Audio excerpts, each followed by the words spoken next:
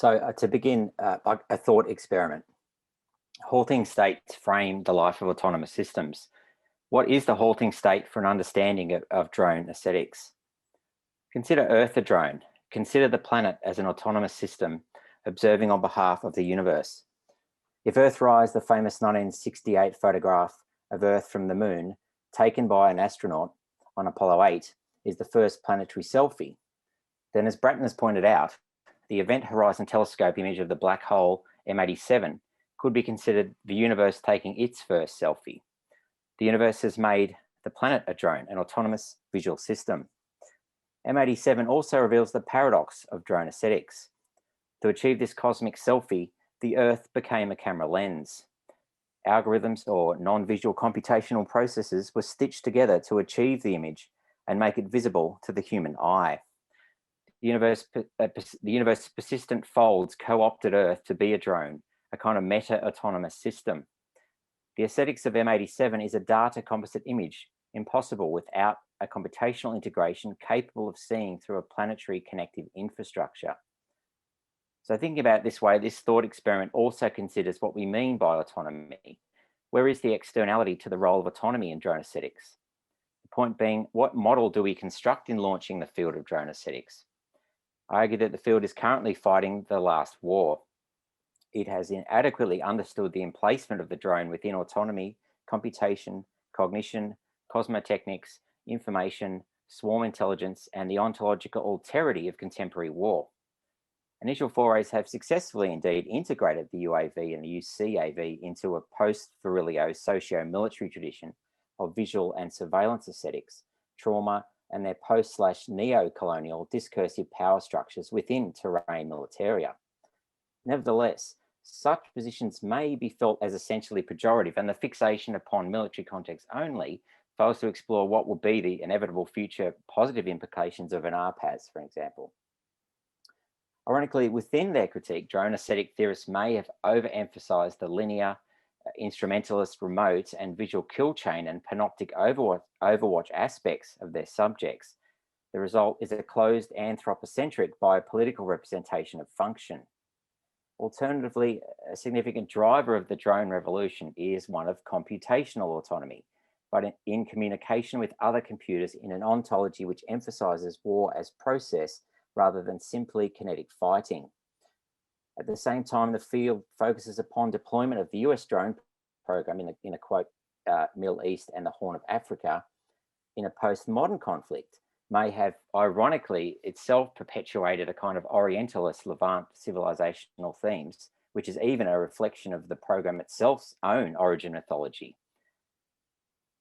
So the First World War made the environment itself a threat to war.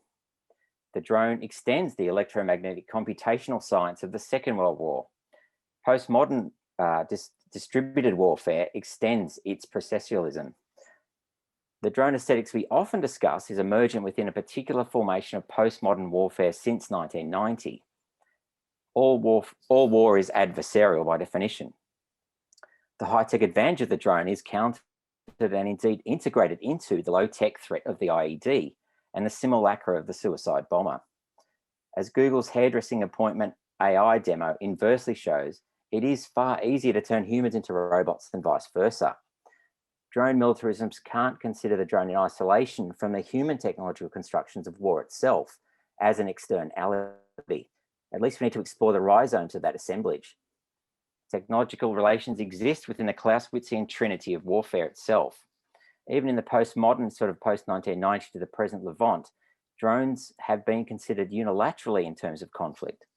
The improvised explosive device, or the IED, is the UAV's asymmetrical companion to early 21st century wars in the Middle East. The drone and the IED are a reflexive polarity. A drone may be invisible in the sky, but the IED is invisible in the earth. Both wait with inhuman patience. One is largely invisible and watches from the sky, its purpose chiefly informational. The other, blind, autonomous, and invisible, awaits a trigger to its expression as explosive, retrograde 20th century force. Both are tied in perceptions and visions, alternate haptic interfaces. Their gap is vertical, the air, a space which is temporal. The real space of the wars of the Middle East, at least in their cultural expression, is this verticality and temporality. So the UAV in the Middle East needs to be considered within a vertical adversarial assemblage. I mean, much of the field personifies the UAV, but what is the real life of a cognate UAV worth, if we consider it as such? When Iran allegedly shot down a US Global Hawk in June 2018, US administration proposed cyber command measures against Iranian weapon systems. So same for same. The same response followed drone attacks on Saudi oil facilities. Cyberkinetic ops with drones and their role in de-escalation is a new form of lawfare. And of course, Syria is the classic case of that in combat in itself. Much of the field currently makes aesthetic assumptions about the nature of targeting and lawfare, not warfare, when I would suggest the drone will, in fact, legally, as a part of the legal LOAC, be part of an emergent form of non-visual data-centric targeting incorporating kinetic effects. My wider work explores the Xeno-Aesthetics of the drone, specifically the paradox of the visual system, which itself is invisible. I'd suggest that drones are part of a multi-species ongoingness within an emergent conception of 21st century war. I call this Xeno war. Xeno because this war incorporates the alien and the other into a new dynamic topological trinity. Xeno war is the Clausewitzian trinity spun in recursive loops of alterity, where conflict diagonalizes into an inhuman alien cognition. It's more about machines talking to machines than it is about machines constructing human representation. Often in drone aesthetics, we tend to overly emphasize the anthropogenic, but the drone's military importance is its inhuman data and its informational integration. The drone exists in an ecosystem of computation, neural networks, programming, and data stored in an architecture of human exclusion. The drone is also cyber threatened itself and subject to electromagnetic and energy pulse threat. All these processes and interactions not only integrate drones into a wider ecology of potential cognates, at the same time as they are all, for intents and purposes, not perceived and not visual to the human eye or even consciousness.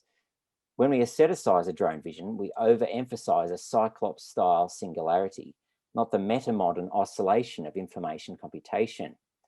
I argue that the drone is part of an emergent alien Clausewitzian topological interstice, thereby exploring the aesthetics of the alien drone and of alienation within the inhuman, combined with the automation of cognition, where the drone is part of a cybernetic reflexive network. Reverse engineering the drone aesthetics this way reveals kind of an alien agency within the drone, as opposed to the anthropogenic aesthetics we have emplaced within its nose cone. Thank you.